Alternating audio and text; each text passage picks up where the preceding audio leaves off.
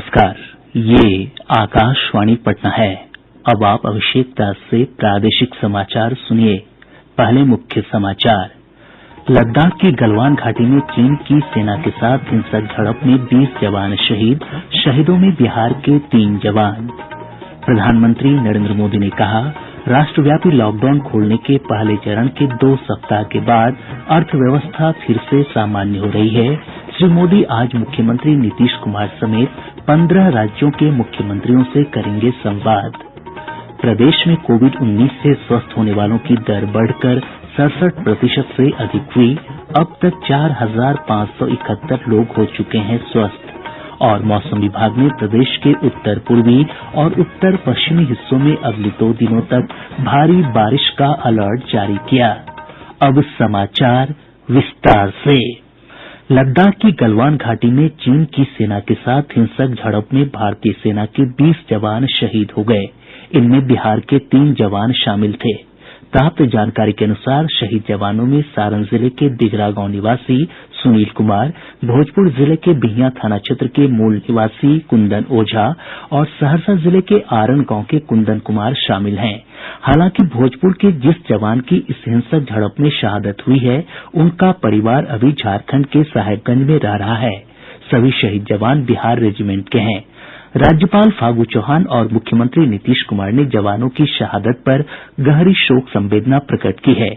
मुख्यमंत्री ने बिहार के शहीद जवानों का अंतिम संस्कार पुलिस सम्मान के साथ किए जाने की घोषणा की है। इस बीच चीन के साथ जारी विवाद पर भारतीय सेना ने कहा है कि वह देश की अखंडता और संप्रभुता की रक्षा के लिए प्रतिबद्ध है। एक वक्तव्य में सेना ने कहा कि भारतीय और चीनी सैनिक अभी गलवान क्षेत्र में अलग हट गए हैं। राजस्थान के बाड़मेर में तैनात पटना के फुलवारीशरीफ निवासी बीएसएफ जवान आशुतोष पाकिस्तानी सेना के हमले में शहीद हो गये। प्राप्त जानकारी के अनुसार गश्त के दौरान पाकिस्तान की सेना द्वारा की गई गोलाबारी में बीएसएफ जवान की शहादत हुई है। प्रधानमंत्री नरेंद्र मोदी आज दूसरे दिन वीडियो कॉन्फ्रेंस के जरिए बिहार के मुख्यमंत्री नीतीश कुमार समेत 15 राज्यों और केंद्र शासित प्रदेशों के मुख्यमंत्रियों से बातचीत करेंगे। इस दौरान राष्ट्रव्यापी अनलॉक के पहले चरण की स्थिति और कोविड-19 महामारी से निपटने की योजना पर चर्चा होगी। कल प्रधानमंत्री नरेंद्र मोदी ने 21 राज्यों और केंद्र शासित प्रदेश के मुख्यमंत्रियों से चर्चा की थी। श्री मोदी ने कहा है कि राष्ट्रव्यापी अनलॉक के पहले चरण के 2 सप्ताह के बाद अर्थव्यवस्था फिर से सामान्य हो रही है। प्रधानमंत्री ने कहा कि हाल के प्रयासों के कारण अर्थव्यवस्था में सुधार के अनेक संकेत अब दिखाई देने लगे हैं, जो भविष्य के लिए उत्साहजनक हैं। इस दौरान जो अनुभव आए हैं, उसकी समीक्षा, उन पर चर्चा हमें आगे के लिए बहुत उपयोगी हो सकती है। आज की चर्चा के निकले पॉइंट्स, आपके सुझाव देश को आगे की रणनीति बनाने में अवश्य मदद करेंगे। किसी भी संकट से निपटने के लिए टाइमिंग का बहुत महत्व होता है। सही समय पर लिए गए फैसलों ने देश में कोरोना संक्रमण को नियंत्रित करने में बहुत मदद की है। प्रधानमंत्री ने कहा कि कोविड-19 के कारण किसी एक व्यक्ति की जान चले जाना भी दुखद है। उन्होंने हर एक व्यक्ति से आग्रह किया कि वह मास्क का इस्तेमाल, 2 गज की दूरी और साबुन से हाथ धोने सहित सभी आवश्यक उपायों का पालन करें। थोड़ी सी भी लापरवाही, ढिलाई, अनुशासन में कमी कोरोना के खिलाफ हम सभी की लड़ाई को कमजोर करेगा। हमें इस बात का हमेशा ध्यान रखना है कि हम कोरोना को जितना रोक पाएंगे, उतना ही हमारी अर्थव्यवस्था खुलेगी, हमारे दफ्तर खुलेंगे, मार्केट खुलेंगे, ट्रांसपोर्ट के साधन खुलेंगे और उतने ही रोजगार के नए अवसर भी बनेंगे। प्रदेश में कोविड-19 से स्वस्थ होने वालों की दर बढ़कर 67% से अधिक हो गई है। पिछले 24 घंटों में 345 लोगों को उपचार के बाद छुट्टी दे दी गई। स्वस्थ होने वालों की संख्या बढ़कर 4,571 हो गई है। इधर कटिहार में कोरोना संक्रमित एक व्यक्ति की मौत के बाद मृतकों की संख्या 39 पर पहुंच गई है। राज्य में इस महामारी से मृत्यु दर 0.57% है, जो राष्ट्रीय औसत के साथ साथ अन्य राज्यों की तुलना में काफी कम है। इधर प्रदेश में कल कोविड-19 के 148 नये मामलों की पुष्टि के साथ ही संक्रमितों की संख्या बढ़कर 6,810 हो गई है। स्वास्थ्य विभाग की ओर से जारी रिपोर्ट के अनुसार 33 जिलों से ये मामले सामने आये हैं। इनमें सबसे अधिक बेगूसराय के 14 मरीज शामिल हैं। इसके अलावा मधुबनी से 13, भागलपुर से 9, समस्तीपुर और पश्चिमी चंपारण से 8 तथा अरवल और सीवान से 7 मामले पॉजिटिव पाये गये। पटना, गोपालगंज और मुंगेर से 6, भोजपुर, सुपौल, नवादा, कटिहार और पूर्वी चंपारण से 5 तथा दरभंगा और गया से 4 मामलों की पुष्टि हुई है। खगड़िया, किशनगंज, नालंदा, अररिया, पूर्णिया, जहानाबाद, मुजफ्फरपुर, रोहतास, जमुई और औरंगाबाद से 2 तथा बांका, कैमूर, लखीसराय, शिवहर, वैशाली और सारण से 1 मामले पॉजिटिव पाये गये हैं। राज्य सरकार ने कहा है कि बाहर से आने वाले वैसे सभी लोग जिनमें कोरोना के लक्षण पाये जायेंगे उनकी जांच करवाई जायेगी। स्वास्थ्य विभाग के सचिव लोकेश कुमार सिंह ने बताया कि बाहर से आने वाले लोगों की रैंडम जांच भी करवाई जायेगी। साथ ही भीड़ भाड़ वाले इलाकों में भी रैंडम जांच की व्यवस्था शुरू की जायेगी। जो भीड़ भाड़ के इलाके हैं जैसे मॉल, सब्जी मार्केट, मछली बाजार, गांव में लगने वाले हाट बाजार, अस्पताल, इन सब जगहों पे आने वाले लोगों का भी रैंडम सैंपल लेकर के इन्फेक्शन को एक प्रकार से हम लोग असेस करेंगे और ज्यादा से ज्यादा पहचान करेंगे।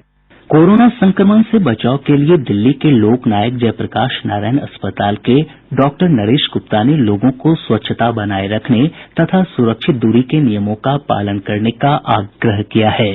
कॉन्टैक्ट ट्रांसमिशन में आपको हैंड हाइजीन रखनी है, आपको क्लीनलीनेस रखनी है, हाथ धोना है, सैनिटाइजर इस्तेमाल करना है, सोशल डिस्टेंसिंग जिसमें कि आप फिजिकल डिस्टेंसिंग 1 मीटर या ज्यादा का मेंटेन करेंगे वो करना है। खांसना और छींकना दूसरे के ऊपर नहीं है, टिश्यू के ऊपर छींकिए। जो पॉलिसीज बताई गई हैं उसको नहीं देखेंगे तो ये पड़ेगा।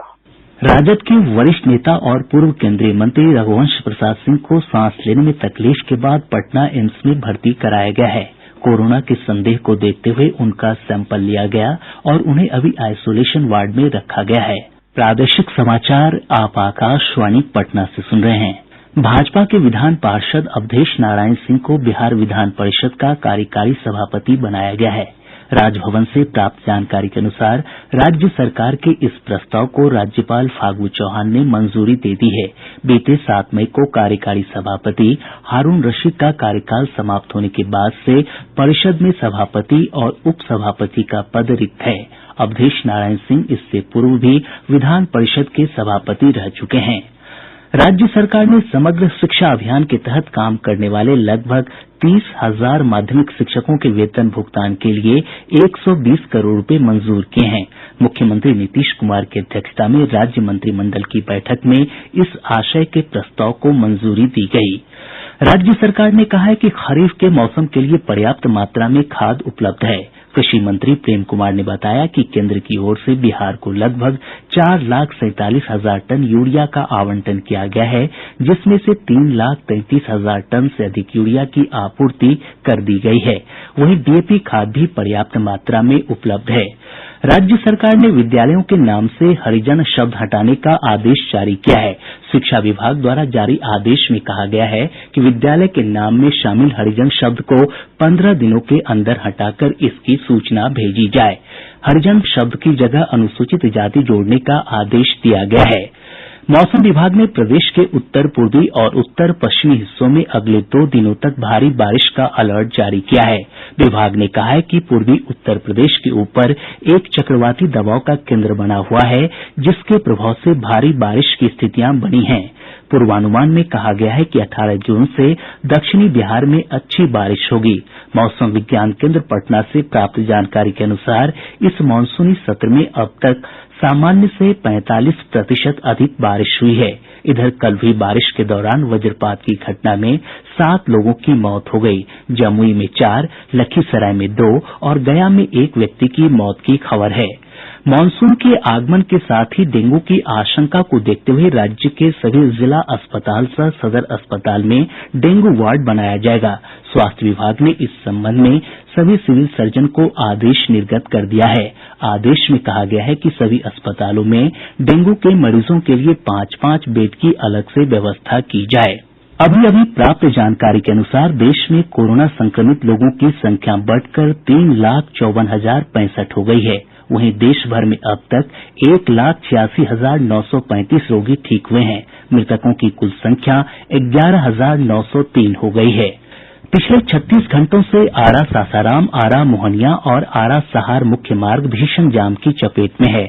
आरा से पटना की दूरी तय करने में 24 घंटे तक का समय लग रहा है। जाम को देखते हुए भोजपुर के जिलाधिकारी रोशन कुशवाहा ने आरा से पटना की ओर जाने वाली छोटी गाड़ियों को धरहरा से जमीरा होकर कोइलवर के रास्ते पटना के लिए डायवर्ट करने का निर्देश दिया है। वहीं पटना की ओर आने वाली गाड़ियां ढंडीहा, चांदी और धरहरा होते हुए आरा जाएगी।